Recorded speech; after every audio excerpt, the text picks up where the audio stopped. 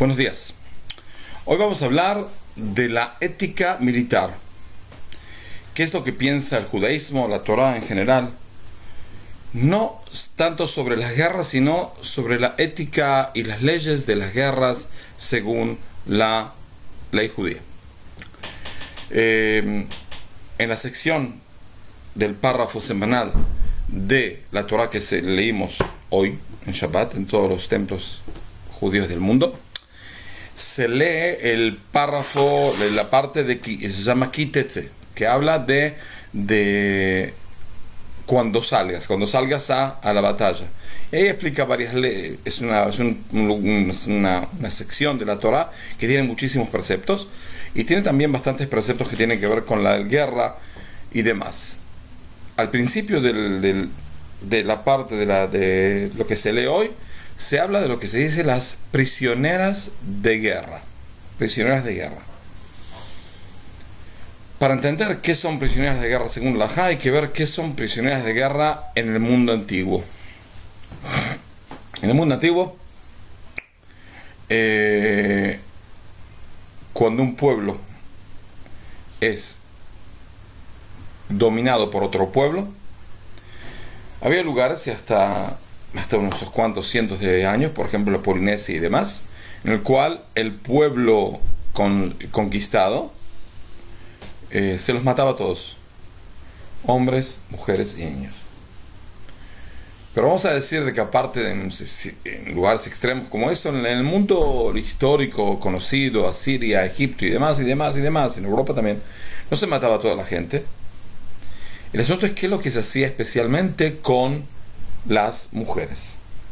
Las mujeres del pueblo conquistado eran parte del botín del pueblo conquistador, por lo cual el pueblo conquistador puede hacer con ellas lo que más le da la gana. Por lo general, ¿qué es lo que más le da la gana? Violarlas.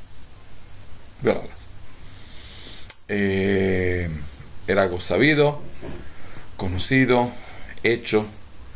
Y si ustedes se piensan de que eso era antes, en la época antigua, ¿no? Hace 20 y algo de años, hubo la guerra en la cual se derrumbó el país de Yugoslavia en varios países. Los serbios conquistaron o trataron de conquistar una parte de un lugar que se llama Bosnia, que hoy es un país independiente, Bosnia-Herzegovina, y violaron más o menos a 1 millón de mujeres. Escuchen bien, 1 millón de mujeres. La mayoría de las mujeres de Bosnia, no sé si me llamaría, pero un gran porcentaje fueron violadas. Aparte de estas cosas tremendas que se hizo en esa guerra, de los dos lados, pero especialmente de los serbios contra los bosnios. Tiene una cuenta abierta de la Segunda Guerra Mundial, de la época en la cual los bosnios apoyaban a Hitler, y el más grande ejército guerrilla que combatió contra los nazis fue el ejército de lo que después es Yugoslavia, que tiene también a Bosnia, pero era especialmente serbio. Entonces tiene una especie de odio, aparte de cultura, odio también religioso. Los bosnios son musulmanes, los serbios son cristianos. Tiene una cuenta abierta de la Segunda Guerra Mundial. Entonces se sacaron el quicio. Es decir, ¿y por qué los violaron? ¿Por qué violaron esa cantidad enorme de mujeres? ¿Por qué lo dejaron? Donde conseguían poner la mano en mujeres, las violaban. ¿Por qué? Porque es parte de la humillación del pueblo conquistado, que violan a sus mujeres. Es parte. Había un gran comandante de legión romana, Marius, no me acuerdo el nombre justo, Marius algo, que dijo más o menos hace 2000 años, las leyes existen hasta el campo de batalla. Es decir, en el campo de batalla no hay leyes. No hay leyes. Y al no haber leyes, una persona puede hacer lo que quiera. Es decir, aunque el ejército romano siempre cuando iba con gente que daba servicios y también con prostitutas, en cada campamento romano había prostitutas. Era parte esencial del asunto.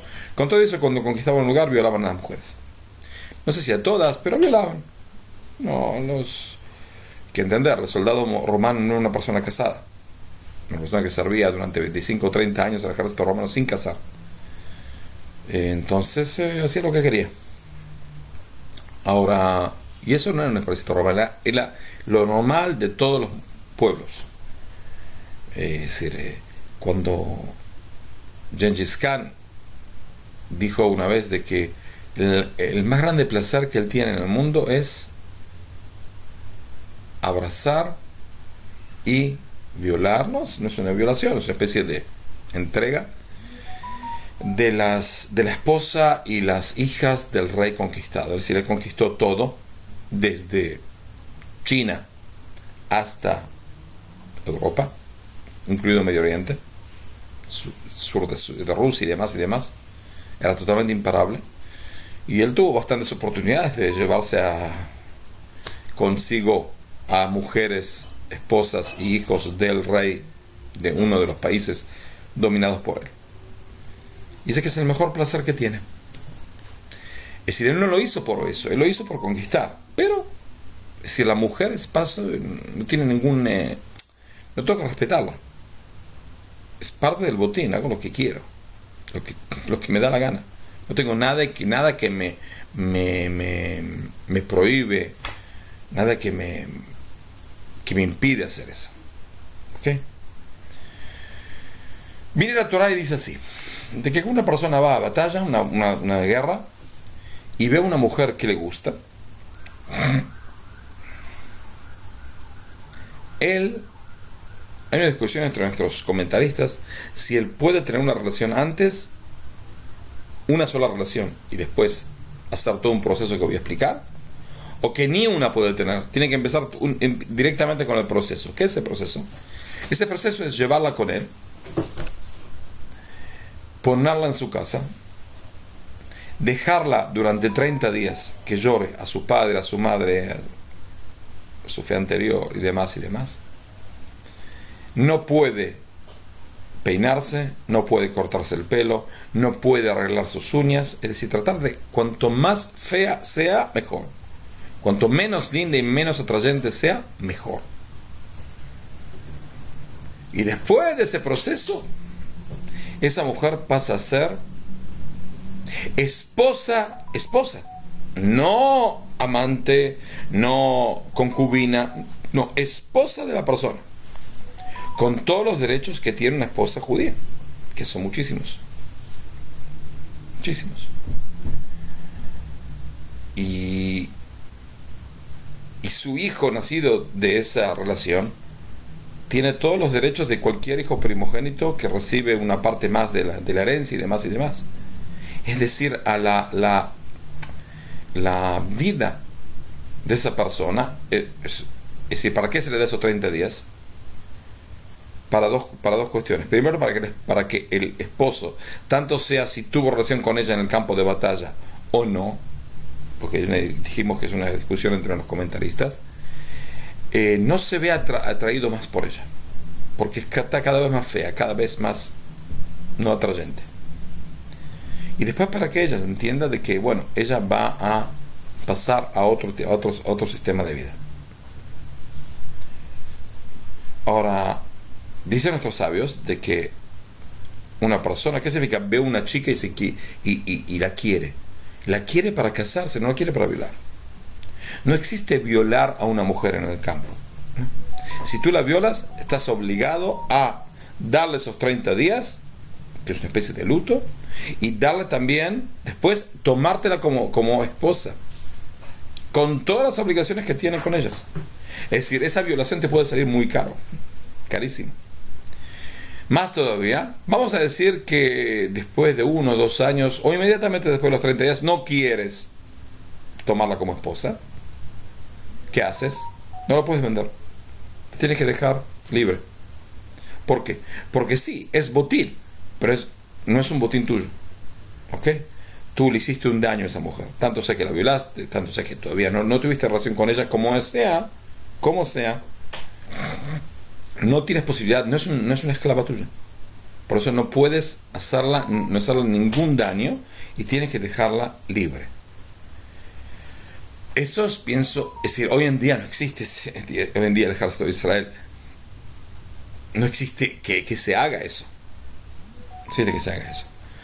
Pero según la halajá fue dada en la época en la cual la mujer era nada. No tenía ningún derecho, ni siquiera como civil, en una sociedad libre. Más y más como esclava, más y más como botín de guerra, más y más de un pueblo dominado, de un pueblo que perdió la guerra. Era nada, en especie de no tenía ningún derecho de nada. Mira, la Torah dice, no, tiene derechos. No es un botín tuyo. No es algo que puedas hacer lo que quieras. No haces lo que quieras y está prohibido que hagas lo que quieras. Es algo totalmente distinto. Es decir, cambió las reglas. El judaísmo viene a cambiar las reglas. Uno de los más grandes comentaristas de la Biblia, Ramban Nachmanides, dice de que es sabido de que en los campos de batalla y en general en los acampamentos del ejército, los soldados se comportan de manera totalmente, hacen lo que quieran. No hay leyes. Y vieron otro y dijo, no, en el campo de Israel tiene que haber leyes. Hay cosas que son más estrictas, hay cosas que son menos estrictas. Hay distintas diferencias entre un campo de batalla y un campamento militar a una ciudad o en cualquier lugar, un pueblo común. Pero con todo y eso hay reglas. El campo de batalla no es un ex territorio. No, la Torah dice, no, te enfoco ese tema. La guerra es algo totalmente factible. Pasan guerras. La Torah no dice de que está en contra de guerras. La Torah dice de que, bueno, en las guerras tiene que cumplir estas reglas. La Torah sí nos dice que no existe conquistar un lugar sin decirles sin pedirles de que hagan la paz. Es decir, uno llega a un lugar, vamos a decir que va a conquistarlo, tiene que mandar enviados que le digan, bueno, lo vamos a conquistar. Si se quieren rendir, no hay ningún problema. Van a pagar impuestos y no hacemos nada. Es una obligación alágica.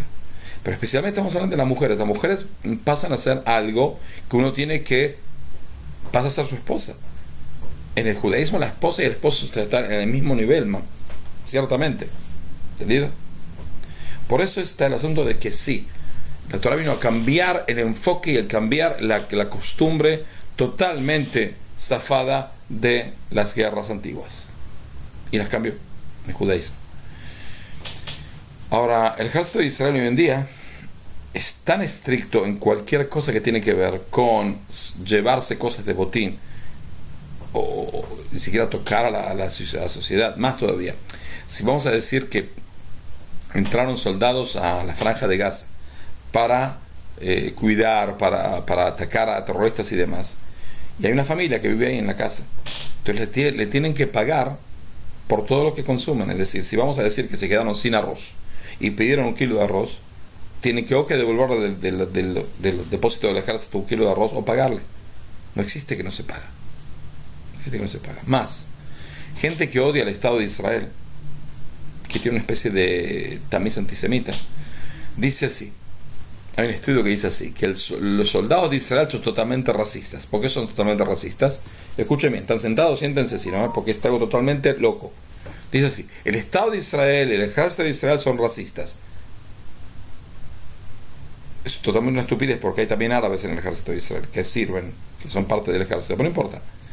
Es racista. ¿Cómo es la prueba de que son racistas? Porque nunca violaron a una mujer árabe. Quiere decir que odian a los árabes. Por eso no violan a una mujer árabe. Están totalmente locos, por Dios.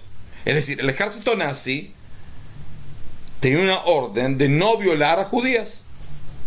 Porque el Hitler dijo que contamina la raza. Por eso son racistas. Sí, pero son también asesinos. Y es distinto. Es decir, la guerra, el trato con los judíos fue un trato de exterminio. ¿Ok? Con los árabes no tenemos ningún trato de exterminio. Si queremos exterminarlos, los exterminamos. No hay ningún problema, les aseguro. El ejército de Israel puede exterminar a todos los árabes que existen en la franja de Gaza en 1 día y medio. Sin bombas atómicas.